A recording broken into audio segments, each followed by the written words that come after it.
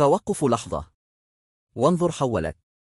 كل ما تراه يتحرك، يتغير، يتبدل. الشمس تشرق وتغرب، الناس تكبر وتموت، والأيام تمر بسرعة لا نكاد نلاحظها. لكن هل فكرت يوما في شيء بسيط جدا؟ ما هو الزمن أصلا؟ هل هو شيء حقيقي يجري أمامنا؟ أم أنه مجرد وهم اخترعه عقلنا ليرتب الفوضى من حولنا؟ العلماء يقولون إن الزمن قد لا يكون كما نراه، بل هناك من يعتقد أن الماضي، الحاضر، والمستقبل تحدث كلها في نفس اللحظة. كيف ذلك؟ تعال نغوص سويا في واحدة من أعقد وأغرب الظواهر في الكون. رمز الذرة. ما هو الزمن في نظر العلم؟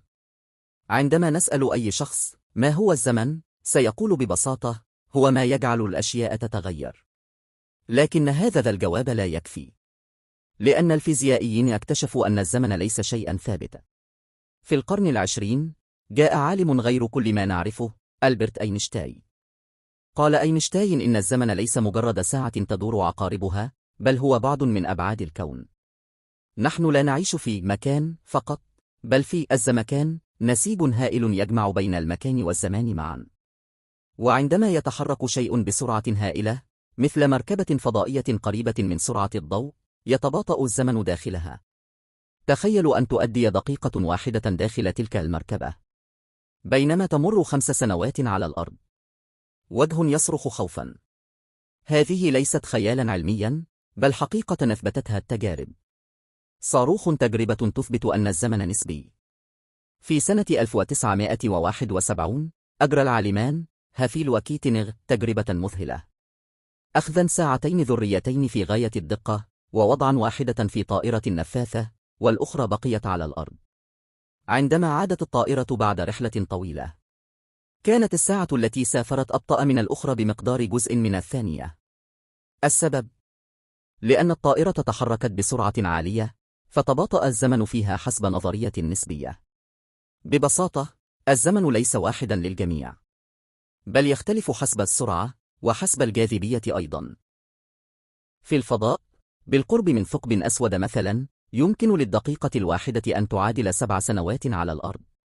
تخيل أن شخصا يسافر إلى هناك، ثم يعود. سيجد أن كل من يعرفهم قد كبروا أو ماتوا، بينما هو لم يتغير تقريبا. الزمن في داخلنا.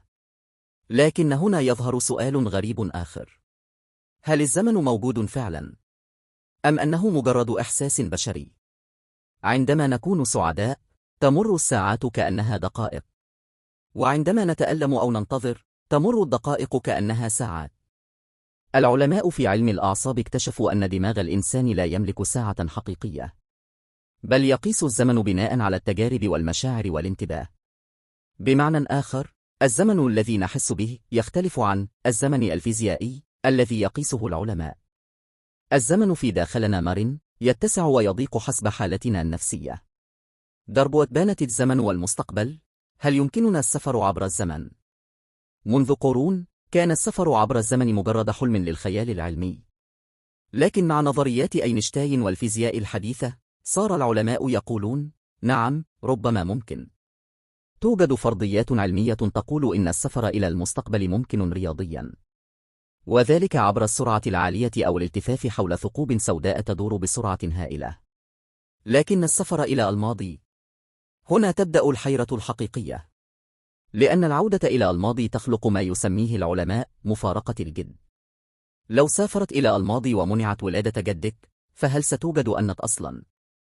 العلماء ما زالوا عاجزين عن حل هذا اللغز، لكن بعضهم يرى أن هناك أكوانا موازية، كل قرار فيها يخلق نسخة جديدة من الواقع. تخيل إذن أن هناك نسخا أخرى منك تعيش لحظات مختلفة.